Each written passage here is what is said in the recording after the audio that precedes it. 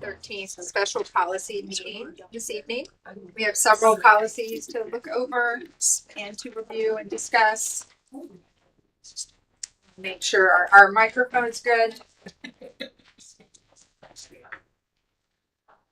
Just want to make sure that the meeting's recorded so that we. Hey, Peyton. Can you hear? Okay, great. So the first policy we will look at this evening is policy 7436, the alcohol-free facilities and board approved exceptions.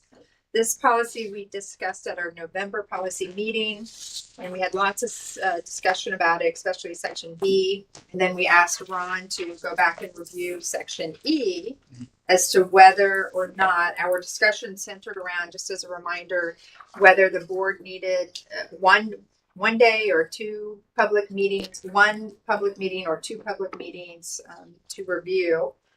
And then I read, and maybe Stephen, you could tell us what Ron said to that. Yeah, to summarize what Attorney Cross said was that in section E of that policy, the two public meetings are no reference to the policy itself, and that I have to go to the board twice for a first reading and then a second reading and approval. The two meetings do not apply for the request for alcohol service. It is really just about the policy itself. And so he clarified that for us because this was a unique one.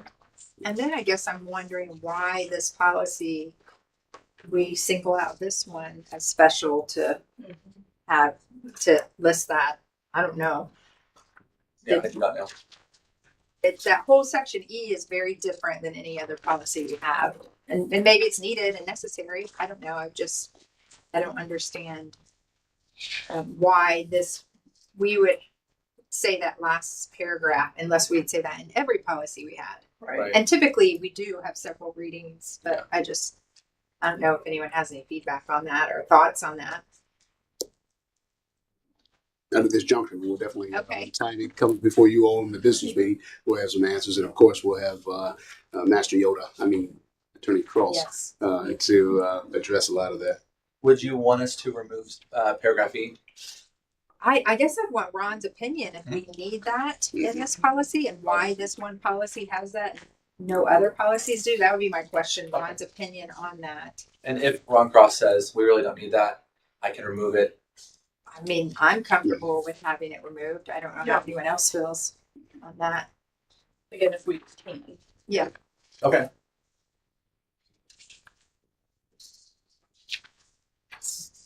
Any other questions or comments about this policy discussions?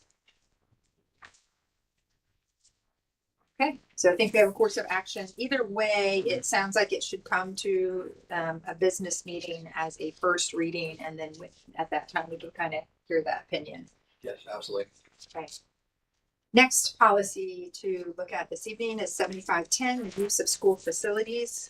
I know we've discussed this, I believe, at a board meeting and at our November meeting, and had lots of good discussion. Appreciate Karen's feedback and her background on that. And I think we wanted to bring it back to another policy meeting just to get more board input and see if just maybe, and I'm glad this is, I mean, I know it's being recorded so other board members could watch this too, just so that we can fully understand the implications of the policy and of the administrative guidelines that go with this. And Member Brunton, just so that those out in TV land are aware, we also have Mr. Tim Miller from, it's not Harrington Oak anymore. Forgive me. McGowan. That's right, McGowan, who is also our insurer and works primarily in this area as well as many others to keep us above board and protected. And so I know that he'll weigh in on the conversation when necessary. Questions that arise that he can answer. He's definitely willing and he's here with us. So I think if we could start with maybe Karen, if you wouldn't mind giving us an overview again of the policy and the administrative guidelines that go with it, and how this is used, how often it's used, and anything that you would recommend, any changes or things that you see that should be reviewed or edited. So the policy is actually used multiple times a day, nearly every day of the year, not just school year. So we have requests on a regular basis. It's pretty rare not to get one in a day. Um, in a given year, we'll have over 800 requests to use our facilities, both internally and external. We try really hard to meet each one of those needs. However, this policy and the administrative guidelines that are set with it allow us the process to make sure that everyone is treated fairly and equitably for any requests that we receive. We have exempt versus non-exempt information in the guidelines. We also have what's waived, what's not waived, and what can be waived. And so the policy and the guidelines put together serve us really, really well. It does allow for very clean communication. It doesn't leave a lot of question marks for any group. And oftentimes, what we find the challenges to be typically involve opinions versus facts when it comes down to the use and the management of this policy and this guideline. With that, we have forms that have not only passed State Board of Accounts, but they pass our insurance audits each year. So it is something that they will ask us about, and that we communicate with Tim just as check-ins a lot, especially when there are questionable things and questionable items on those that come across our desk. He has reviewed our policy. He has reviewed our guidelines. I can let him speak for himself. But we really do pass the insurance audits pretty cleanly in this area right now. Personally, I don't recommend any changes. Knowing the work that has to be done, knowing the work that comes across each desk as a part of this, it truly does allow each principal, each department head, and those in the facilities area and operations areas a really clean way to A, track this, B, manage it, and C, implement it. And so I don't recommend any changes at this time. Tim, do you want to just give us the insurance? I will. I'll just kind of jump in real quickly and just tell you, I've reviewed your policy too, and it is very strong. It really is. The issue with this is the liability always comes back to you guys. Okay, it doesn't matter. I mean, you guys, if something happens, you can say that, well, this, they won't do anything, but when push comes to shove, I mean, your liability insurance is going to have to step up. And the way you guys have your policy right now, it is really tight. I like the way that you have to go through all these different kind of steps before you can actually have somebody use this. If you do use it, again, I'm an insurance guy, so I'm going to tell you, you need as much liability insurance from the government as you can.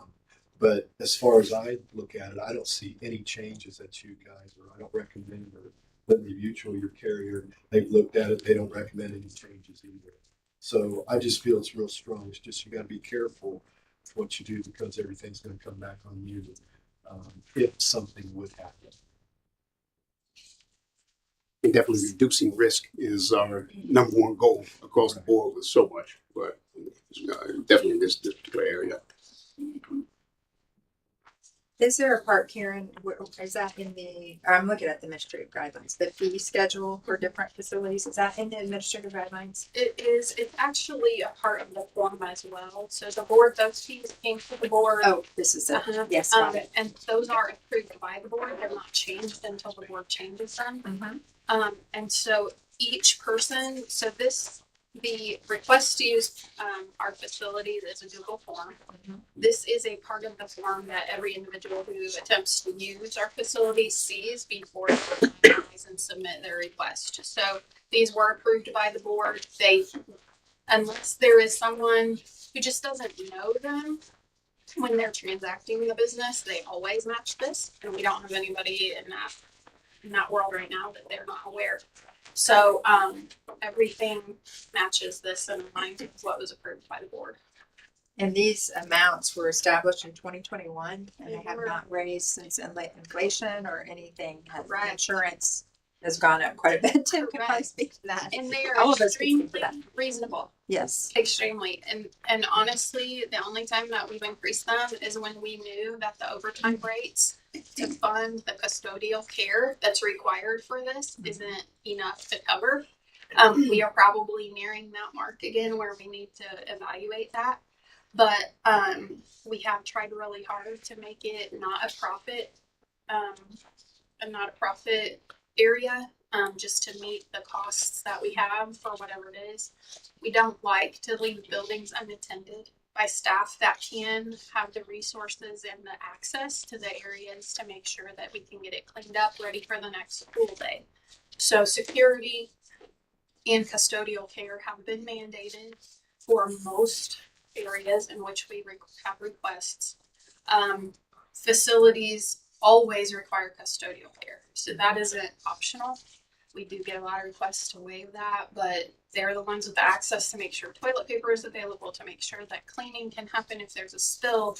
We don't want anything that would cause problems for the event, but also problems in getting school ready the next morning. And so that's kind of how that's been managed thus far. Just to clarify, because this has come up multiple times with the board members, group A, B, and C. I wanted to touch base with that because it is clearly identified in the charges area of the area. This was approved by the board. This is exactly what it looks like. So group A is an organization which is RCS or RCS related programs and partnerships. Group B, civic and community not-for-profit groups. So those are 501c3s. If we don't know they're a 501c3, we do ask them for documentation to prove that. And then they get a special rate being a not-for-profit. Group C is commercial or any groups outside of our RCS partnership group. And those typically there's no exemption for that under most circumstances.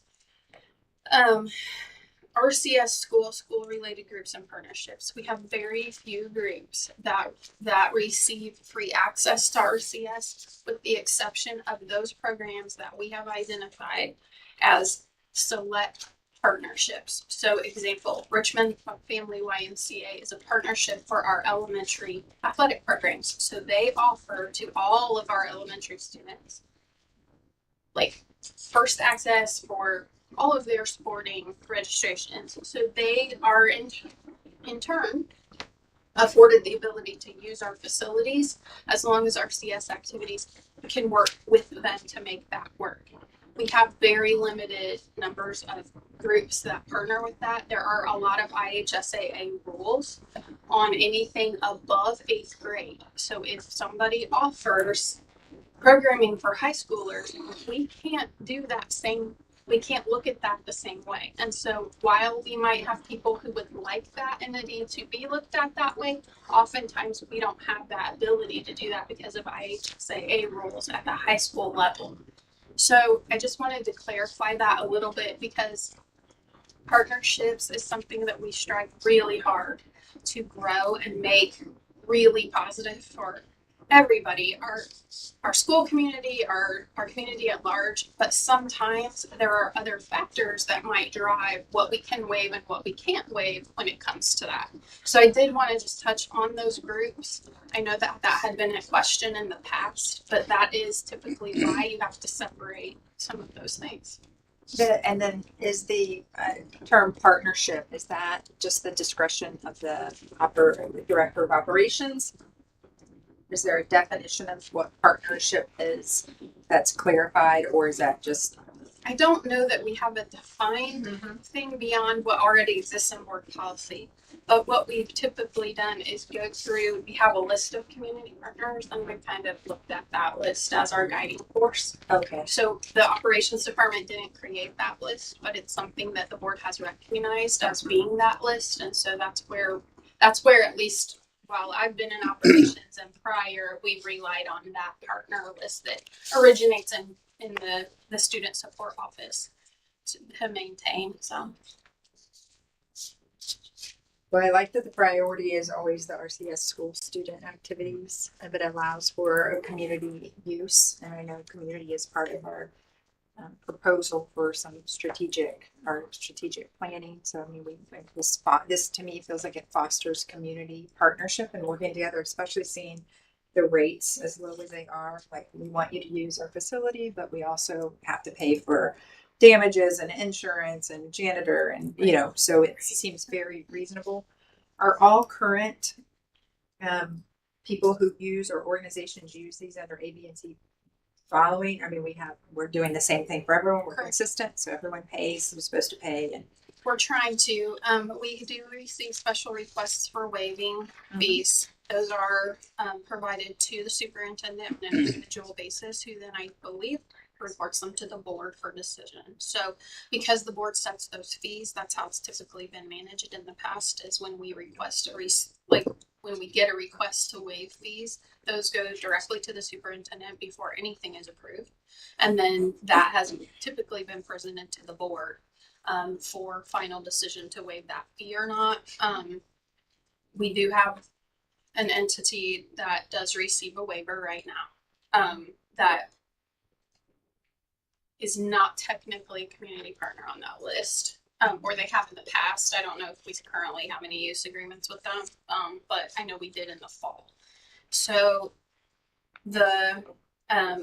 yeah, I mean, we're very consistent. The other thing is that, and this is sometimes finding staff can be challenging on certain days, because they have desires to be home on holidays too, or they want to be with their families. And so we can't always meet. I just want to put this out there for the public. We can't always meet everybody's requests. We've had requests for use on holidays.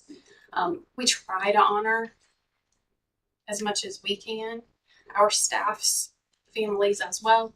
And so there are times when we have had to say no. That is, I'll be very transparent about that. There have been holiday requests that we could not meet because we couldn't staff them. We might put out the request if anybody is interested, and we just can't get them staffed. So at that point, those would not be approved. And Member Brunton, to your question, just from a historical reference, and I believe that's ideally why we are re-reviewing the facilities usage policy and guidelines and procedures.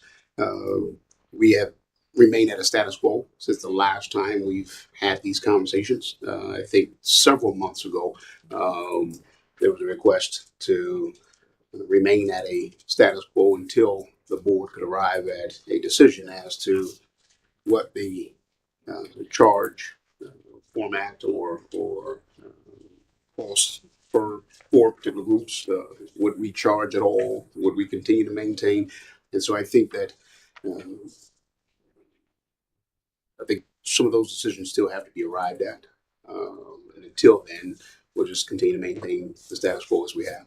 so do those decisions or questions need to come before a business meeting, or how? I guess I'm unclear on how they are going to be made, or if we just continue to idle.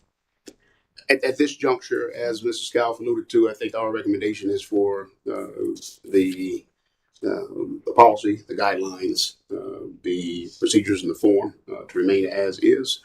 If it's the first of the year, I know Mr. Brand's going to continue to keep tally, but if it is the will of the board to arrive at a conclusion that we will charge, we will not charge, or there's particular entities or groups or what, again, that's going to be for the board to decide at this juncture of what we've seen and of the relative success behind our current processes. We're recommending that until you all arrive at a different conclusion, we'll maintain what we've got.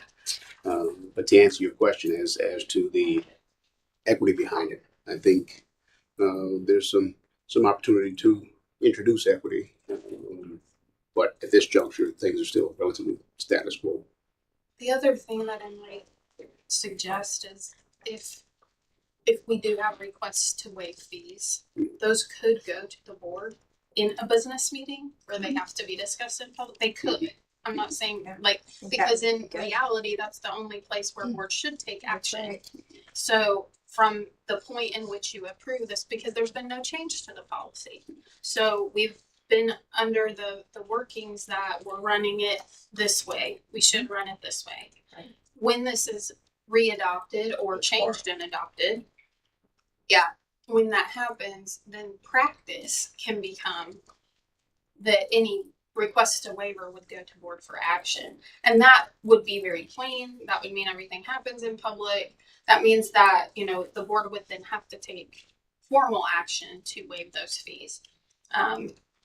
That just would be the best practice, I believe. And regarding best practices, I believe it was during a work session or maybe a business meeting last year that I had also compared our processes and formats with, I believe it was Carmel Clay Schools. And much of what we have mirrors what they and so many other school corporations around the state and around the country utilize just to continue to offer some of the finest facilities at a fraction of the cost compared to other like facilities. But yes, if the board would prefer that we go a different direction, because again, as we all understand and know, the goal is to try and provide the very utmost of opportunities for our students and in all of our extracurriculars, whether it be band, orchestra, choir, or athletics, to utilize our facilities. And that's one of the things that I've heard Mr. Miller reference over the course of time is that, and kudos to our facilities department, our custodial teams, and operations teams. They've really maintained our buildings. And as we know, we have some buildings that are a little longer on the tooth than others. But trying to provide our community with those turnkey experiences is what it's all about. However, we also have to safeguard ourselves so as to keep the corporation protected through and through. Well, I think maybe a good, and Kathy and Nicole, you stop me or say no, but I'm thinking maybe tomorrow at the board meeting during open forum, perhaps I can mention this and see if the board is interested in, with their waivers, that they come at a public meeting so that we can discuss them and then that we continue following this as we have. We don't really need to bring this to the board because nothing's going to change, but just the idea, I think, that any waivers moving forward and see, I think we can have a discussion about it. It doesn't need a vote for that to happen, but a discussion, and we've come to a consensus, then that's how we would move forward. That's what I'd recommend. I don't know what you guys feel like. That sounds good. Okay. They're with us tomorrow, but open forum. I will. Got it. Yes. Yep. Thank you, Tim, for your time, for being here too, and Karen for gathering all your. You're more than welcome. Yeah, do not. You're more than welcome to stay as long as you like. Don't tempt us. Thank you. Thank you, Mr. Miller. For trusting us to take care of you. You guys got a great school system. And we'll love you. Thank you. Well, thank you, sir. Thank you also, Karen, for putting everything together. The only thing I would also note is I looked from my last notes in November is that the administrative guidelines is missing the first letter in each of, and it still has that. So, I will fix that. so that needs to be updated. So the first letter just disappeared. Okay. And you're talking about two old English language arts teachers. Okay. I think someone should share. Yes, yes, Well, I don't please. know if I'm allowed. I don't know if I'm allowed to. Yes. What's that? Yes. Well, I don't know. Like, What was the question? Well, I know. What was the question? I'm teasing. So if I'm understanding, like, and I understand where you're going, is if someone were an entity were wanting a waiver, they would come to the podium or come to request that of the board. Is that correct? I guess I'm thinking something different. I was thinking if they're not a community partner, Right, yeah. and then because if then they want a waiver, then they would go the normal route, the short-term use Okay. agreement. However, waivers. We would bring the agreement. Yes. As You an would- action. Okay, Yes. They would. because there's Thank you in for that, clarifying. No, that's fine. In that meeting with Mr. Lee, when you're referencing some of the HSAA things, I was just nervous that Mhm. someone who doesn't know all those rules might say something at the podium that could jeopardize some of our other programs and some of those things. Someone who doesn't know those rules to be So as long as it goes to us and we can vet that with him, that it doesn't breach any kind of. What I'm envisioning is Yeah. Mr. Mops coming to the podium to present. Is he looking at me? To present such a request for a waiver, and then at that point, our Yes. trustees will engage in dialogue Okay, with good. Mr. Mops at the podium. Okay. Yes, Yeah. no, thank you for clarifying. No, that. that's because in that they, one of the groups we had a meeting with identified themselves as a feeder program, which is a very big red flag for the IHSA that Right. violates some rules and things. And I wouldn't want that to accidentally come out of someone's mouth because Absolutely. they're perceived that way, but that's not, technically what it is. So, and Mr. Pritchard, I just wanna make sure. with your expertise with that, joining Mr. Mops at the podium from time to time will also be I'll encouraged. be sitting right here, right next to him, Yeah. just encouraging. I love it. Yeah, that's great. Okay, great, sorry. great point of clarification. No, Absolutely. I apologize. And so I'm making note that the waiver request to the board would come from the operations department. Is that Yes. okay? Mhm. Okay, great. After we've had an opportunity Yes. to vet Yeah. everything. Yeah. Is, I think the policy says superintendent's designee, so that Yes. then it doesn't have to say department. Okay, But good. the other part that I thought about is if this goes to the board tomorrow and the board decides that's the move they want to make, we can add that to the administrative guidelines, so it's in there. Oh, that'd be So great. that whoever sees that any requests for waivers of any portions of fees would then have to have board approval. So that way it's in the guidelines. Everybody who sees the form sees that that's required, as well as we know the process because it's written down. How many request waivers are we going to be bombarded, or we have a special meeting? We have received one. Okay, good. Okay, good. It's like we're going to be. Yeah. Okay, And good. we get a lot more than that. You We get. get a lot more. More requests to use. To use. Oh, facilities yes. Okay, for good. us. Okay. Yeah. Perfect. Okay, good. Any other questions or comments in regards to use of school facilities? Oh, great. Next is policy 3131, reduction in force in certified staff. This is from proposed change from Neola, but also, Stephen, you can tell us about the research you did.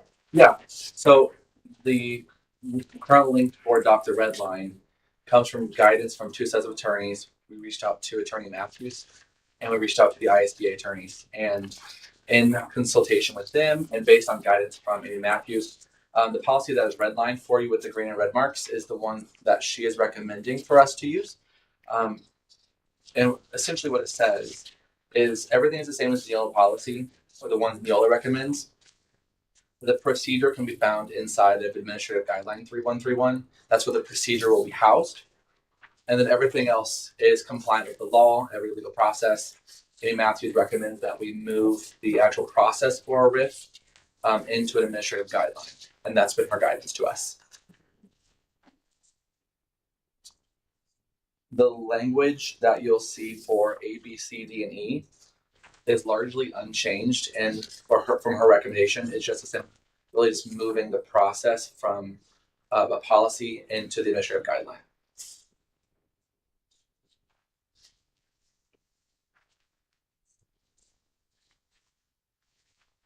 You guys have any questions about? Is there a reason why she feels the procedure should be moved into an AG? She preferred that because that's how she's advised other school districts she's worked for. And she feels that was the best way to approach a RIF.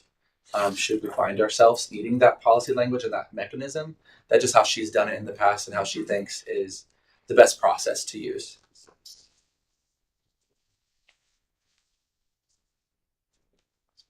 I mean, if that's what our attorney recommends, I'm fine doing that.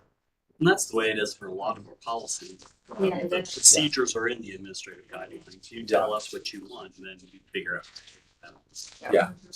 And then as far as like if I'm a teacher and I'm going to be ripped and I want to look at policies and administrative guidelines, they have access to both, Yes. whether it be, and if they would go to the policy, then they could then see what administrative guide. So everything, I just want to make sure everything's clear. Yep. If I were a teacher and thinking, oh my gosh, am I going to be part of this reduction in force? Mhm. That it's easy for them to understand the procedures that we Yep. follow. And the AG is built.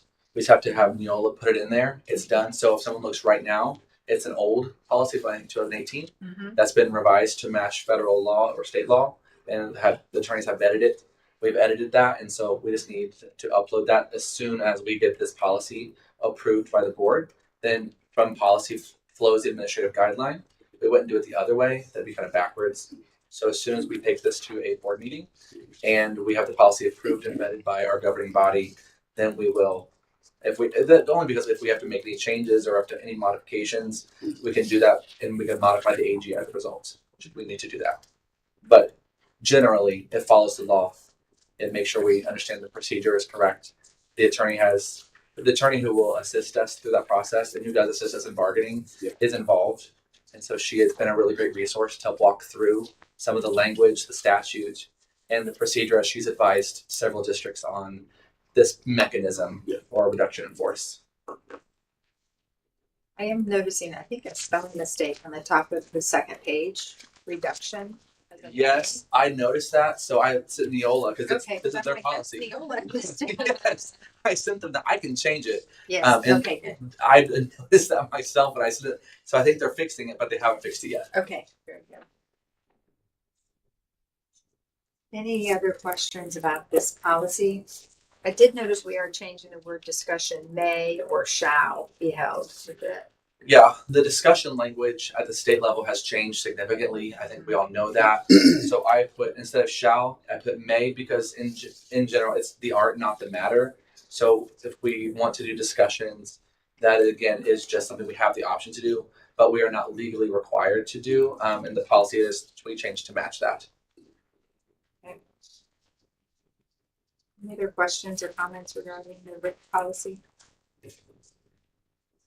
Next, we'll look at policy 0167.2, executive.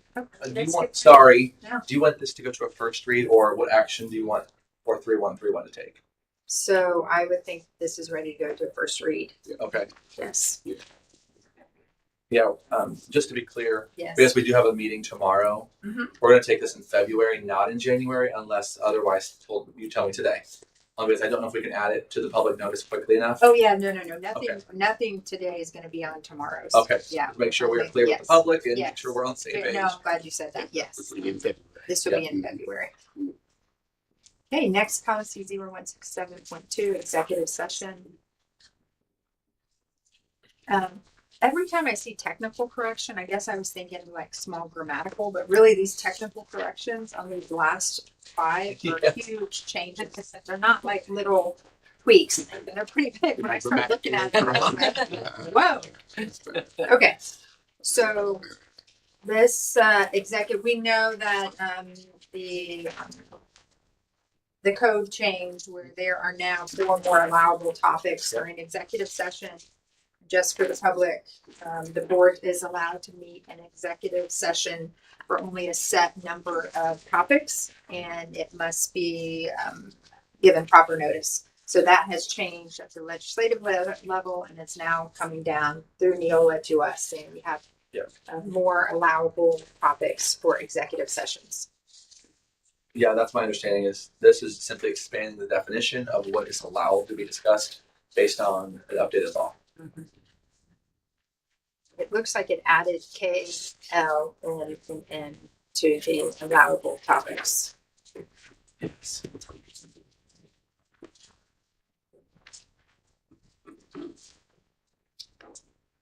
It did. I know K is in green, but it is new.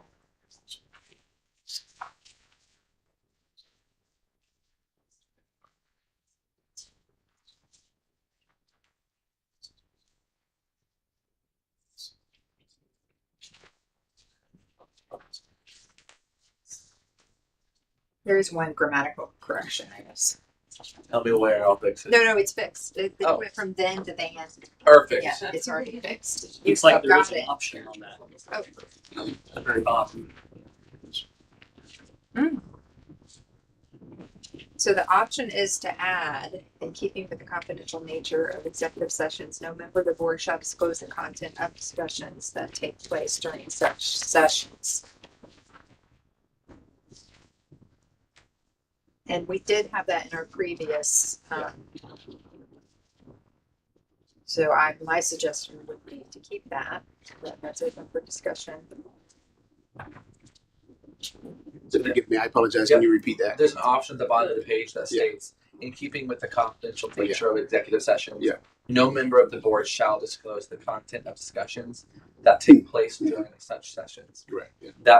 That line does exist in the previous policy, but when you go to this policy, it's now an option. Interesting. I like the idea of keeping it. Yeah. I think it was. I think it was an option. Yeah. Okay, I think if everyone's good with those additions and those changes, that can go to first reading at the February meeting.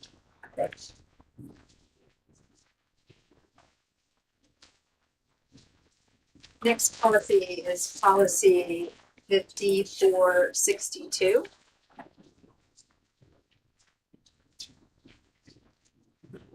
This is retaking a class.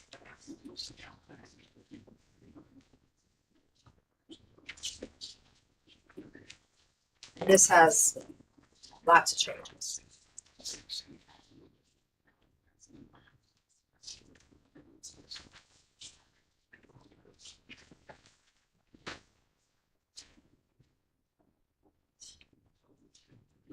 And the first option or first change that Neola is suggesting is adding on the very first page, option E.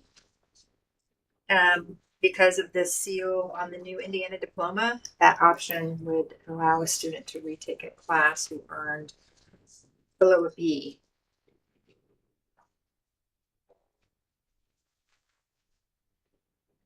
So option E would a student receive a grade of a C plus or below. In the past, we have had the F and the C minus or below. Yeah. This would change that to, or at addition to a C plus or below. So allowing the student, do we know how many students request to retake a class because of C status? I mean, that's a pretty, Elizabeth, can you tell us more? We can find out. I don't, Yeah, we yeah, can I find don't out. know if that's very Right, common. this is Part of me is like, that's really great if someone is like, I want to do better for whatever You can do reason. college. Yeah. And Can there do are in those- college. Yep, Yeah, there are all those. they can. Yes, I have students that I There are all those used to students that do. They Yes, do that's right. request. Mhm. Yes. Especially if I received a C plus as an 8th grader, Mhm. and I have an opportunity once I get to high school to retake the same course. That's right, like algebra or. Okay. I can look across all 4 credit classes Yeah. because the middle school buildings do offer some classes that kickstart a GPA, Mhm. like Algebra 1 or PCC, Mhm. computing class, foundations. Those 8th grade courses do start a student's GPA in the 8th grade.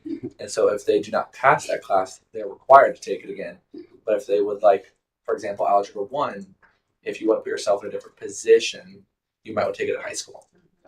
There are pros and cons to that choice. And that's to your point again, if I'm that student that wants to improve on my GPA to get into a more reputable college or university, then yeah, that option's always there. Mhm. But we can get the data. Yeah. I know a guy. The nice thing about this policy is that the class may be retaken. Here, come in. It doesn't say we have to allow, like, I'm just thinking, what if, Yeah. 400 students who get a C plus are like, okay, we need to retake. But it does say that the superintendent's devising a system and that they may retake it.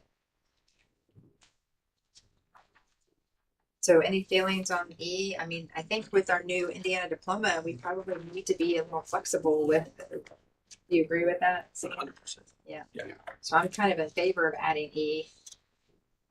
But I don't know how to do Especially this. as the new seals and diplomas Yes. continue to Yeah. evolve and We take don't shape. have to limit things for students. Or, There's a lot still to be discovered there. there is quite a few additions to retaking. The steps to retaking are definitely more complex than what they used to be. And that next section, A through G, Yeah. previously there were, I think, A, B, and C steps. So it's, I think A, B, and B, I think match. okay. So we can include all of these steps. Right now we have A, did you say we have A and B, Stephen? Yeah, A and B are the same. Okay. And C is E. oh, C is E. in the old. Yes. Okay, so we have E. So do we want to add C, D, F, and G? Probably gonna need some feedback here from our experts. Maybe. Mhm. I mean, is that typical for online classes not to be accepted? In replacement of, like on number C or on letter C? Is that, For such a rigorous course compared now,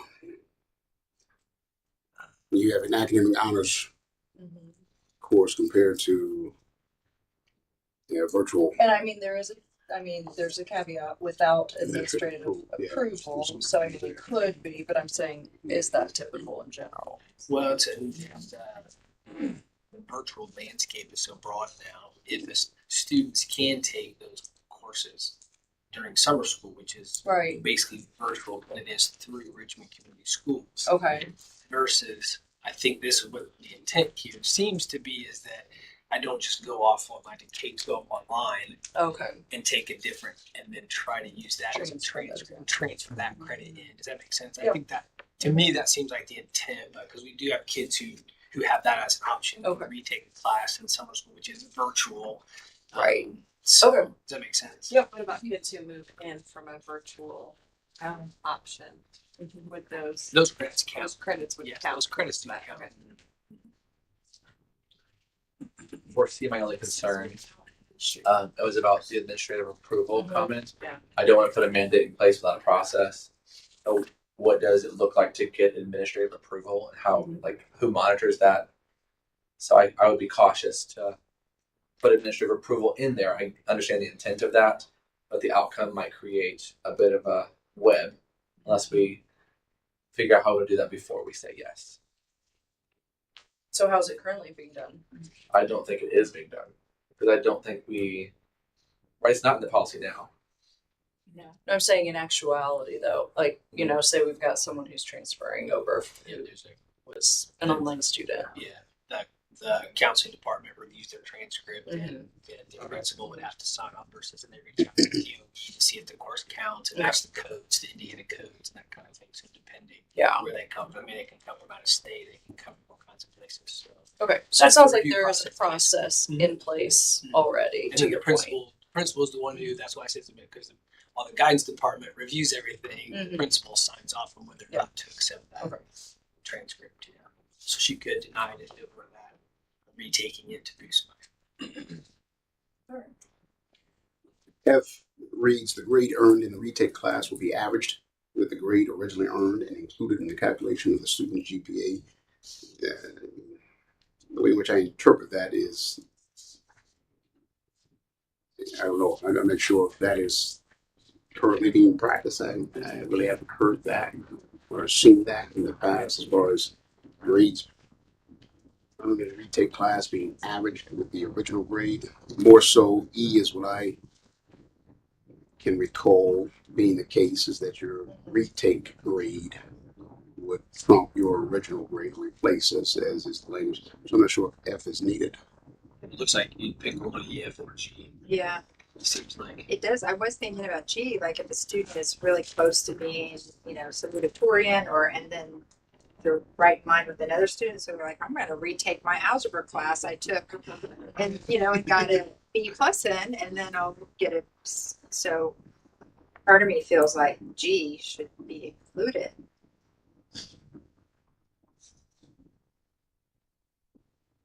If the new GPA is used by that student, then they shouldn't be able to use that new GPA to then bump ahead. I don't know, but maybe they should. I guess I could go either way. They're fighting if they're for it. willing to do the hard work though. But it's kind of like knowing a loophole. Do they, I don't know. That is It's a tough one, right? It is because you're gonna potentially create a punitive situation for me when the first time around Yeah. I received high marks, whereas it may I have got taken you Fs 2 or for 3. a whole Yeah. semester, and then I retake it and end up being the Yeah. top of the class. Yeah, Yeah. there's some interesting That's stuff. probably not gonna happen. Probably not. Just saying. I had a tough semester, Nicole. Total Of course, correct. Uh, All right. I'm almost feeling like this entire section that maybe we need some, Yeah. like some thinking of the people Yeah, who deal with and this at the high school, or Yeah. Yeah. I don't can know. take Do you guys? I feel like I'm just spitballing. Like Yeah. thinking, No. like, Let's get maybe. some recommendations. Let's- We'll I think take- we need some recommendations on this policy. Steve, you said that. That would be- So probably this one would then get some recommendations and come back to policy meeting. Yeah. With those recommendations for discussion.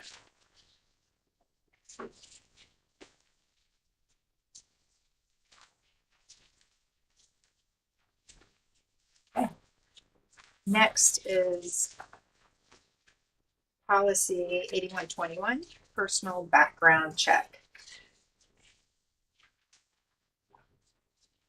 My notes say need guidance here from HR, because this is complicated, lots of changes suggested.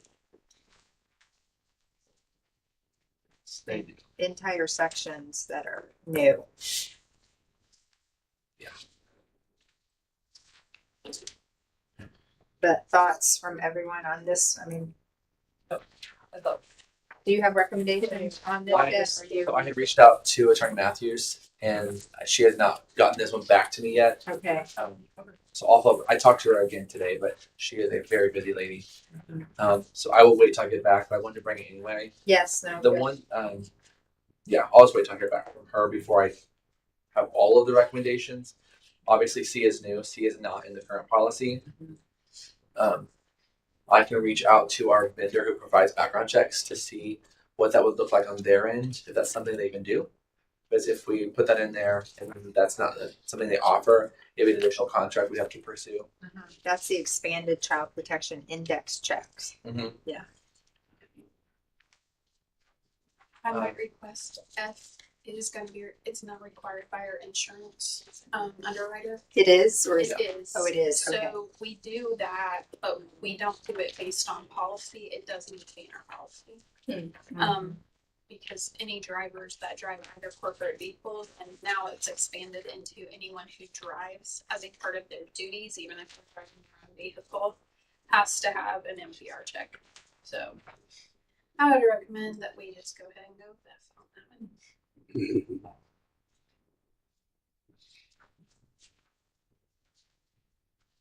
So am I hearing that we need to wait to hear back from Yeah, Amy and so maybe for Part C specifically, only because I don't know if it's statutorily required, okay. and I may have to explore a vendor if it is, if our current vendor doesn't do that. The part that is really tricky and really changed is the drafting options, option 1 and option 2. That is very different than what it was. I don't think that even existed in that previous policy.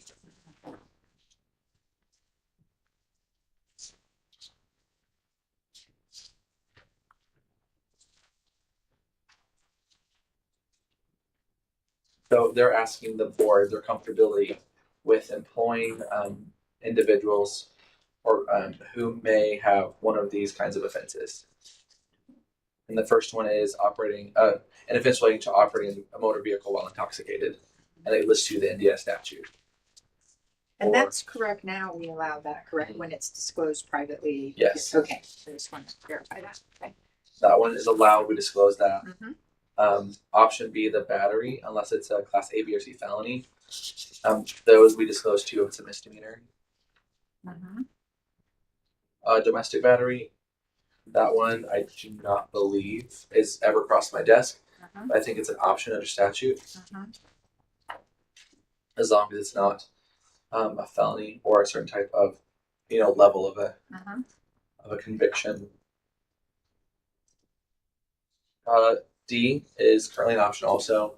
They contribute to the delinquency of a minor, or E, an offense involving a weapon under that Indiana code, or a controlled substance other than marijuana paraphernalia or used to consume marijuana, or an offense requiring a license revocation.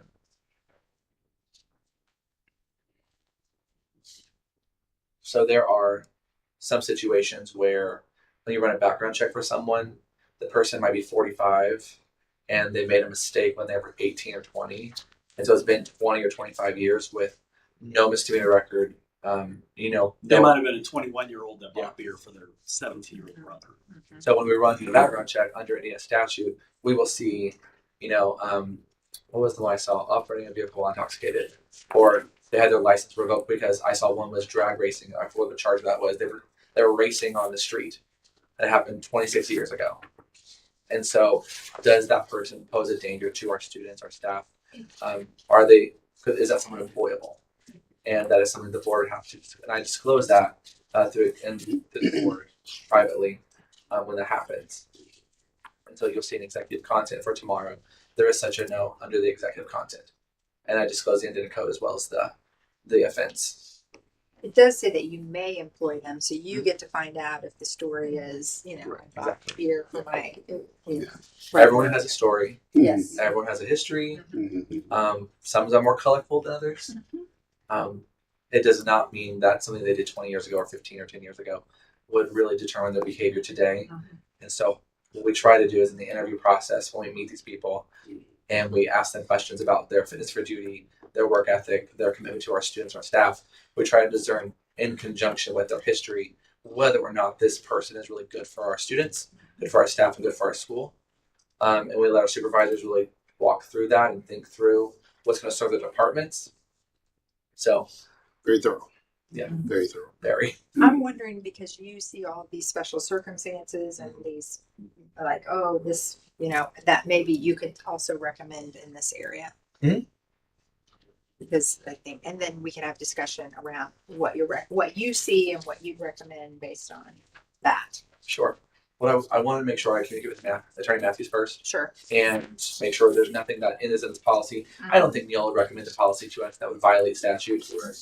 But some of the options I want to see if she has a broader scope of knowledge that would maybe inform how I feel about something, or that would be the best serve the district or corporation. What's rather interesting is that such considerations would even be made. I think it also speaks to, it's like that of the elastic clause in the Constitution. You look at some of these offenses, and sad to say, some of it mirrors current society compared to where things were yesteryear. And with particular shortages within our profession, I think there's been creative thought as to who would be fit for service compared to yesteryear, where some of these would Automatically automatically disqualify candidates. See? Right. You guys read see? I did. The world. I did. Yeah, and so Well, there are times too. So, and I've called Okay. the police department before to ask for clarification on some of these because I don't know what different classes are. Mm-hmm. And sometimes if it's a mutual thing, they'll charge both people. And a lot of times those get wrong. Oh, right we away. see. So once again, you don't know the circumstances That's until true. you know the Okay. circumstances. Yes. And if it happened 30 and 40 years ago, that you can tell them you can get this expunged, but then that costs money too. So it's really up to the discretion of HR and Dr. Wright. And I know I would run things past him before. And what I tried to do, and if a charge like this or a conviction would ever cross the desk, I would look at the disposition date, which tells me the case is concluded as of this date. And I look at that date to see when were they charged, what was the process, how long did it take, and what was disposition. And then if I see a disposition date that is very, very old with no criminal history since then, it really indicates to me the person has cleaned up the act. And what I would say, even if we offer them a role because they interview really well and they demonstrate to us they'd be good, they're all probationary for the first 90 days, especially if they're non-certified. And I'll tell you, in my experience, in the first 90 days, I'm going to find out if you're coming to work, if you have good work ethic, if you're trainable. We will find out pretty quickly if it's going to be a good fit or not. And if someone has the guts to apply for a school knowing a background check's going to come in and know they have to have a conversation with me about that criminal offense that happened, and they're willing to do that, it tells me that they are probably committed to the job and they need a job.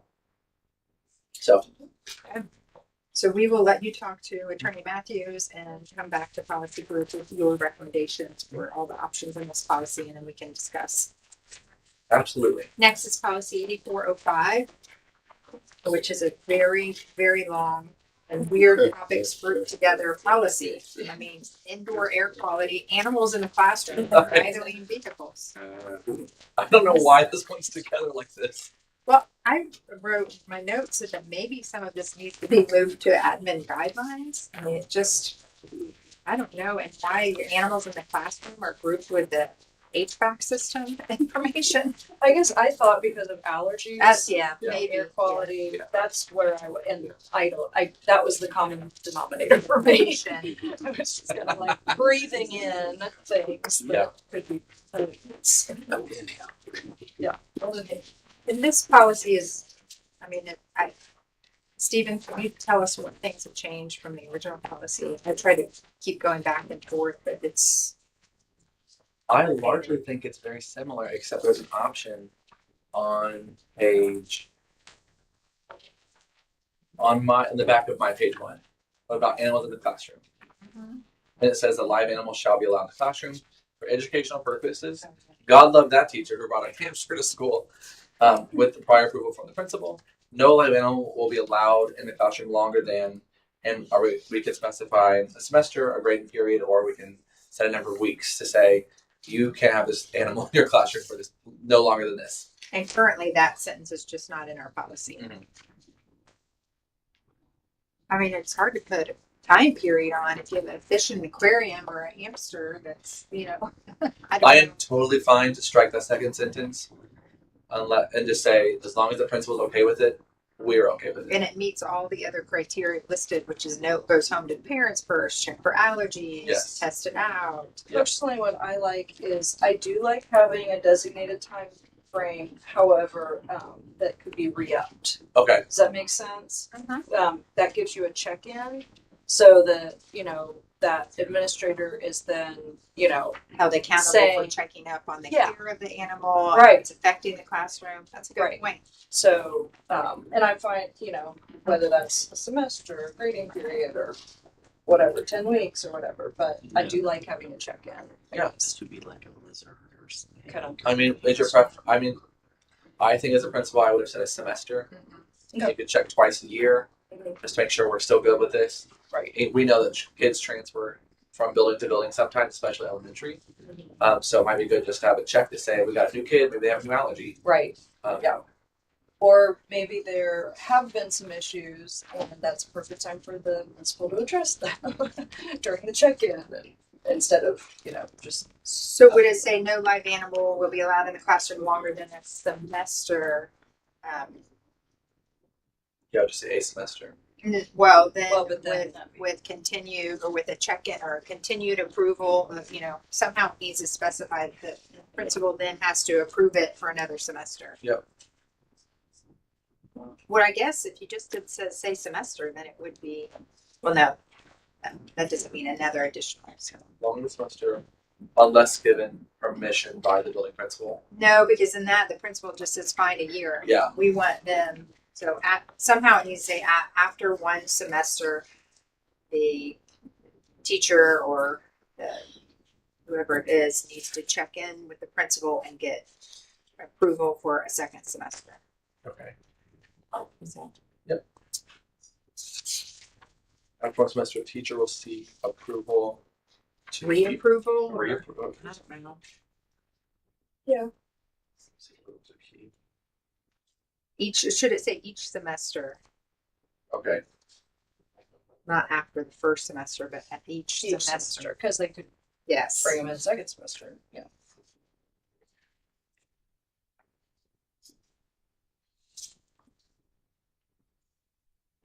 Okay.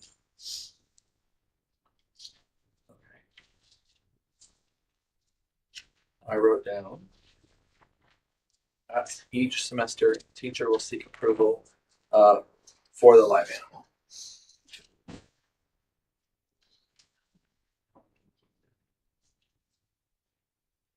I mean, Yeah. that it covers it. Unless we can add some language in there. Is it teacher? Is this whole thing about, or is it staff member, or how? Which should it to be? Is it employee? Is anyone other than a teacher Right. ever? I don't know. Yeah. Would paras ever bring in? I don't know. That's a great question. Not be Or- practice Okay. for a paraprofessional or a So non-certified. the teacher would be in charge of I guess even if a parent did bring it in, the the teacher, teacher would it's be still under ultimately. their jurisdiction. Would do counselors have pets? Oh, I don't know. I'm just. Yeah. They're in Don't the you teacher think? contract. Okay, they are. Okay. They're in the principal's there sometimes. Okay. No, Oh, that's true. Yeah, that is true. Principals do teacher have pets contract, sometimes. Okay. So teacher works. okay. Okay. And there is a note that if we want to convert this policy into an administrative guideline, we totally can. On the bottom of the third page, like this content may be included in a policy or administrative guideline. We could move a lot of this into an AG.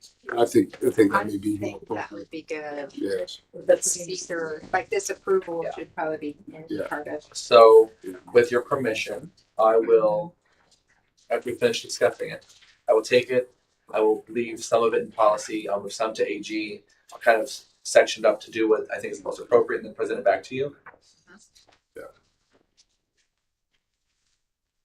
I think, do you guys feel like it could go to first reading without us looking at it again? We're In looking at it February? then? Yes. Generate the conversation. Yeah. And we won't need to see the AG then, just the policy. Mhm. Okay.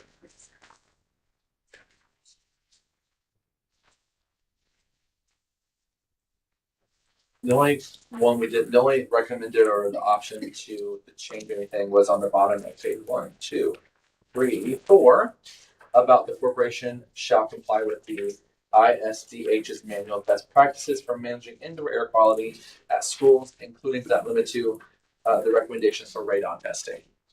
Let's ask operations, do we have a process right now for radon testing? I don't. Is that in our current policy?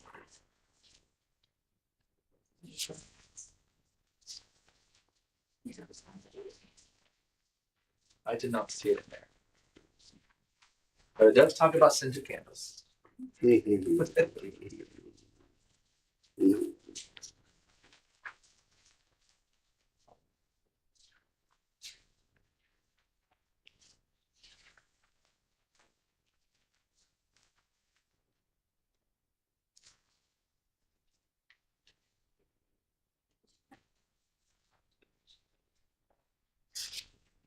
So maybe we will reach out to the ISDH about their manual and to see if they've got recommendations for radon testing. Where was that at again? Four. I have it at the very end, I believe, of indoor air quality. Yeah. The old policy on page 2 at the bottom, they talk about carbon dioxide and some of those things, but let's see,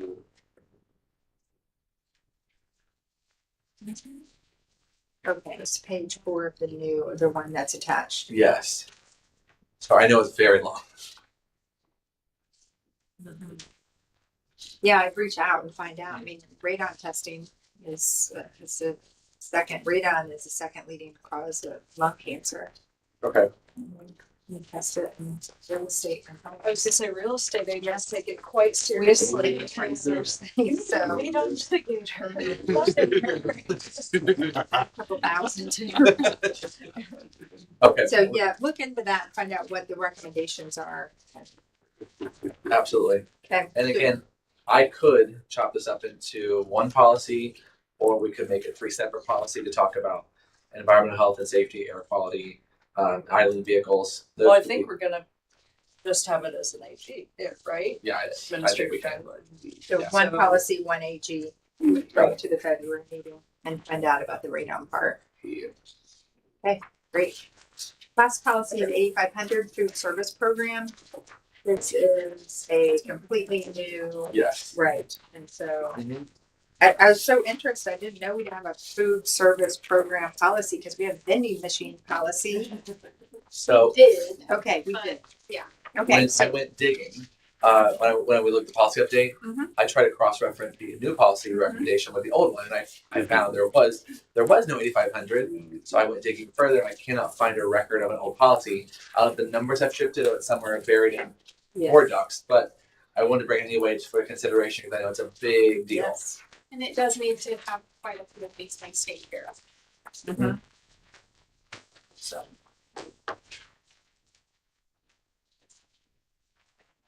So Karen, have you looked through this? Most of it, yes. So I think I would probably lean on you toward option recommendations. Okay. I don't know. So I guess we'll just go through each section. Mm-hmm. That works. So first page. Mhm. The operation and supervision of food service program should be the responsibility of the school nutrition program director. I think it's fine to leave that marked because you have to have a nutrition director for all child nutrition programs right now. So that's that matches the IDOE requirement. And then it says, we shall certify annually the school nutrition program director meets the hiring standards and training requirements set forth in USDA regulations and each employee in the program. All of that is already mandated by the IDOE.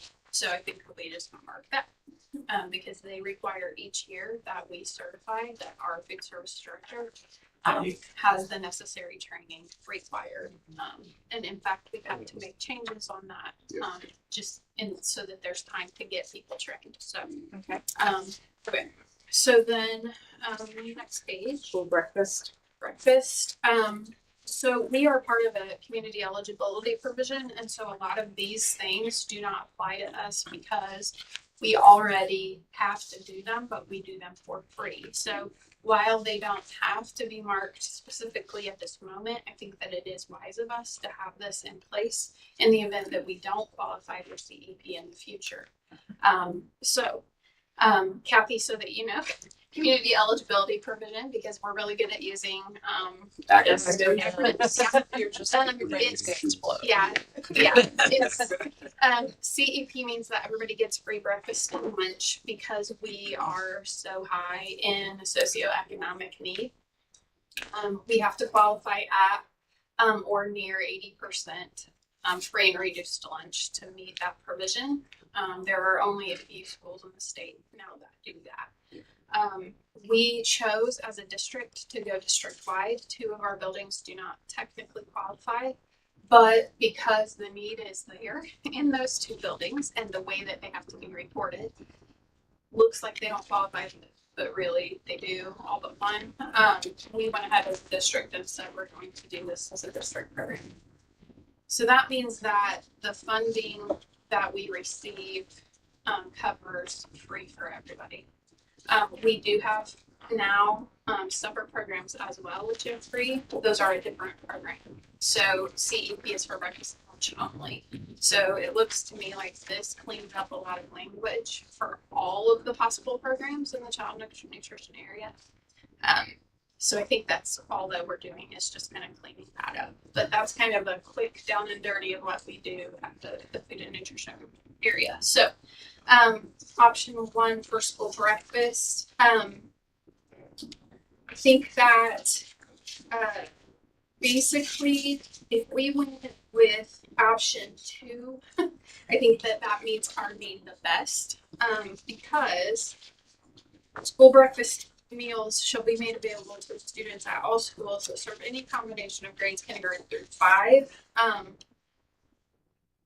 The option 1 has some timing restraints, and right now we actually exceed those timing just to make sure every student has an opportunity to eat breakfast at all grades. And so I think that allows us the most flexibility is to just say, we know we're going to do K through 5. We are already offering beyond that, but I think that our policy just needs to leave the most flexibility rather than capping us at 15 minutes, because what the DOE comes in, they look at your policy and they will actually say, are you implementing based on your policy?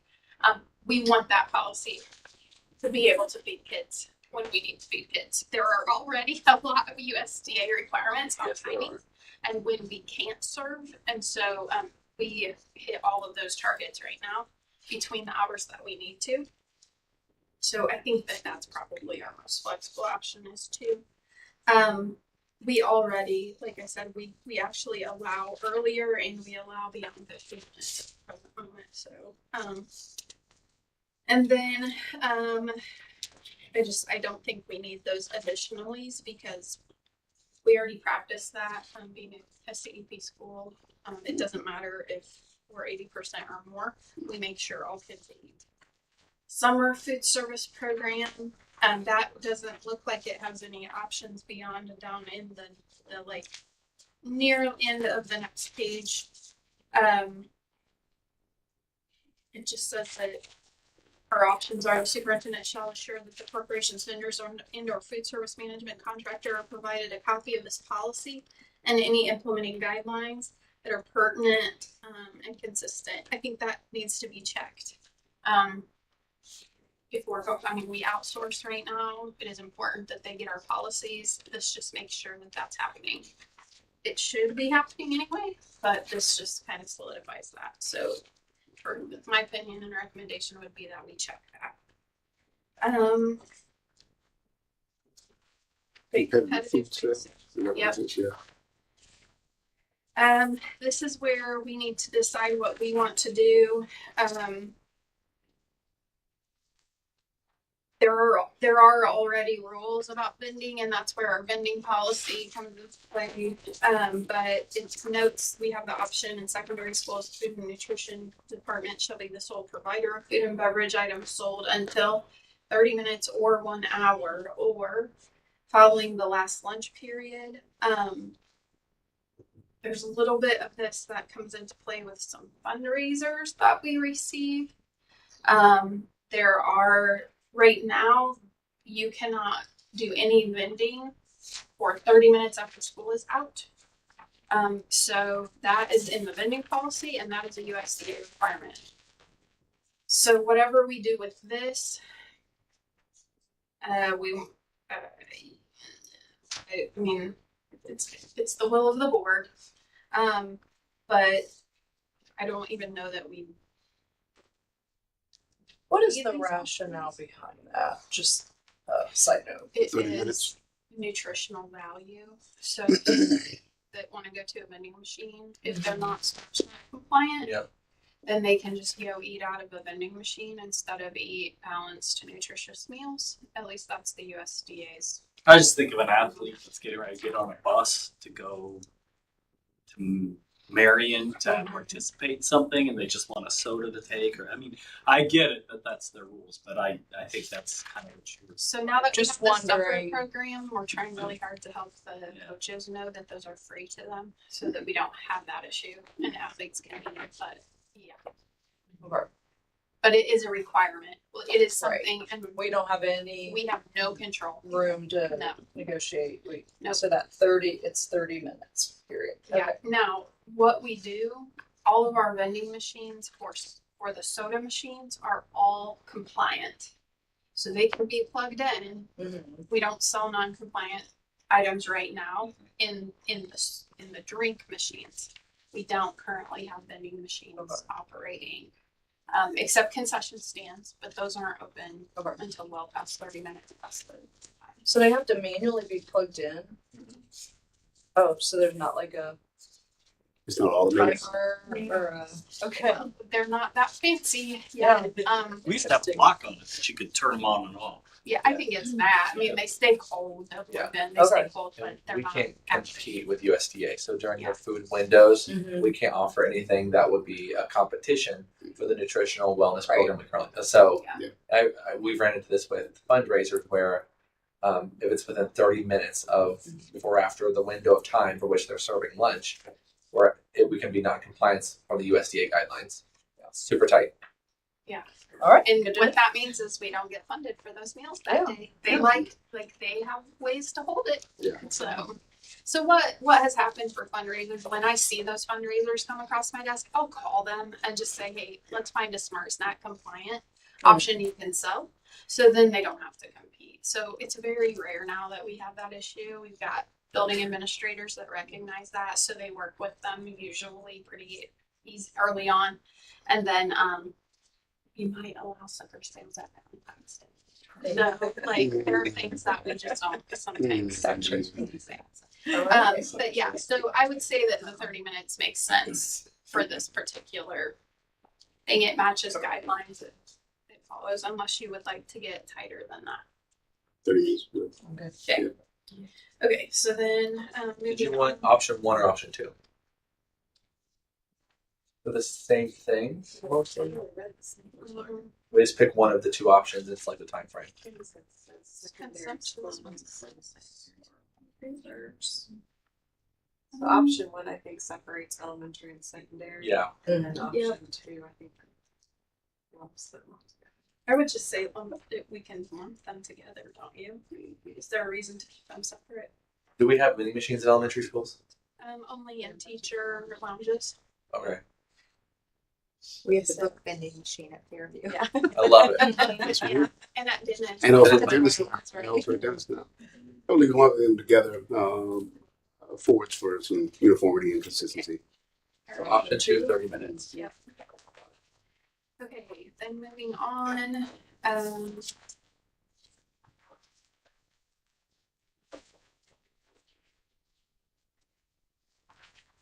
believe that just marks that we're going to provide food during summer programs. Is everybody reading that the same way? Under meal charges. No, it says end of options, and then there's a little check mark that says food and beverage items sold during the school day outside the cafeteria may be operated on a profit share program. Oh, sorry.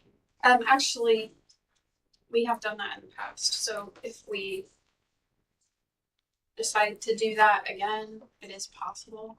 We have explored some items that will put additional or new vending machines in buildings, and that will, if we mark that, then it will definitely dictate a profit share.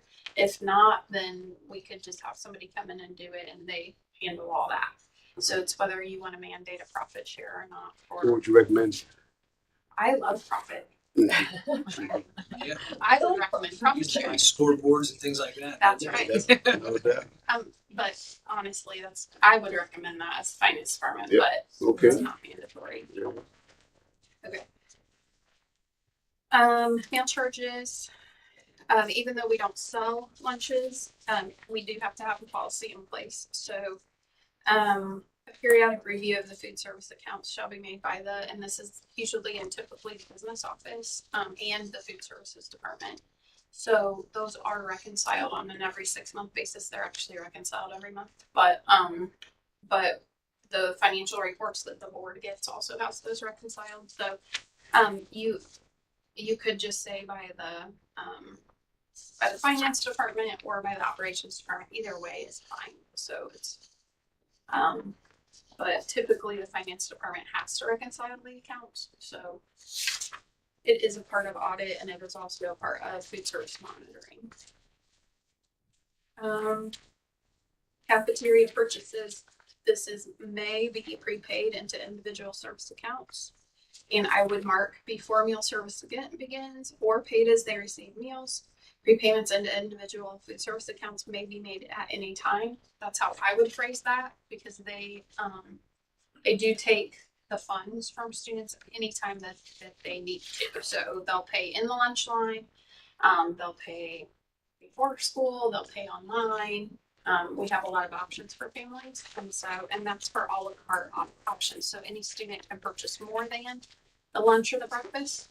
The lunch and the breakfast are free, but they can purchase additional items. So that's what the prepaid accounts are for. And some students use them a lot. Child uses hers a lot, but some won't use it at all. So it's just there if they want to. And then we go down to the next paragraph with options. If a student withdraws or graduates with positive balance, I'll tell you what we do right now, and then we can determine what we will do. Right now, if they have any balance in their prepaid account, the parent is contacted with, they have an option, one of two things. One, we can write their money back to them through a check through the normal accounts payable process, or two, they can donate it to the Students in Need Fund. This would remove the student in need option, and it puts it back into either the school lunch fund or an extracurricular And it's extracurricular activity fund, wherever lunch balances are kept. Those are kept in the school lunch fund. So we could change that. You are the board. This is your policy. You could change that to whatever you prefer it to be as far as the fund. But I would recommend that it just goes back into the school lunch fund, because that's what the original intent was. And if a parent wants to donate that money back, it's just going to go to help other student programs in the lunch area. So, Good with that. okay. And then I would just leave it at any balance greater than 0, because those families put their money in for their student. And right now, we contact everyone, even if they have a 50-cent balance. And then if they don't contact us within so many days, which is usually, I think, 30 or 60, then that will automatically go to the student in need fund, which then now will be the lunch fund. That is all on the notification parents receive. And then there's a box we can check if a student repeatedly comes to school with no lunch or money for lunch. The food service manager shall notify the principal, as this may be a sign of abuse or neglect. That has always been practice. So we might just mark that. We don't have to worry about that now because we provide free breakfast and lunch, but it has been practice that we notify the principal. Okay, bad and uncollected debt. It doesn't look like there are any options to be chosen there. So that is just the policy based on USDA requirements. Karen, you have 10 more pages in 5 minutes. Holy Sorry. smokes, do we want to bring it back? Pause and bring it I back. just Bring it back? Is that okay? Yeah. Absolutely. Okay, good. because I don't mean I to didn't cut you off. realize it was this long. I was just trying to get through it. 16. Yeah, I thought we had 7 more. I thought we had 7 more policies. I didn't realize it was the same one. I know. It's the same one. Nice. I mean, I just think you have so much knowledge in it, and I think that if you come back with your recommendations, that Yeah. I maybe don't even care if we just mark the recommendation and let you guys read over it, and you can like ask questions as needed. I don't have to explain if you guys are comfortable without that explanation. No, I think the It's just explanation is important helpful. too. For all. Yes. So I'm sorry, I don't mean to. I'm Trust just me, looking at my I own was time. worried about too. time too, because Okay. I was like, how in the world am I gonna get So through we'll this? bring this back with recommendation. Perfect. Yeah. So this will come to the February meeting as a first reading. Policy meeting. Yes. Or the policy meeting. Sorry. To the policy meeting, then Yes. maybe on With March, recommendations. Yeah. March business for first reading. Yes. Very good. Okay. I think that we're going to set our next policy meeting date, and it sounds like we have some coming back, and then I'm sure Neola will send you more, Stephen. It seems like probably, definitely, right? Yep. So I'd say around 7 to 10 policies work every month, depending on maybe we don't need that many, maybe we don't need a policy. We can communicate, figure that out. But Okay. let's go ahead and schedule our policy meeting for February. Typically, we are alternating between the 4 p.m. and the 10 a.m. time to accommodate different work schedules. And so I don't know how, and usually keep to Tuesdays. I think we may keep it that February 10th or the 17th. How does that look on everyone's schedules for 10 a.m.? What day? February 10th or the 17th. I would prefer the 10th because the business meeting is on the 18th. Mm. So if we did anything to go to that business meeting from the policy meeting, gives us a little time to put it on the agenda and public notice. Yes. I'm out of town the 10th, but Um, I can miss one. That's fine. You can join Don't you want to join virtually? I have obligations. Oh, yeah. She's like, I'm busy. Sorry, I'm not just Okay. out of town having fun. I'm working on I'm working. Oh, yeah. Oh, yeah. So February 10th. February 10th at 10 a.m. Okay, great. Meeting adjourned. Thank you all. You're welcome.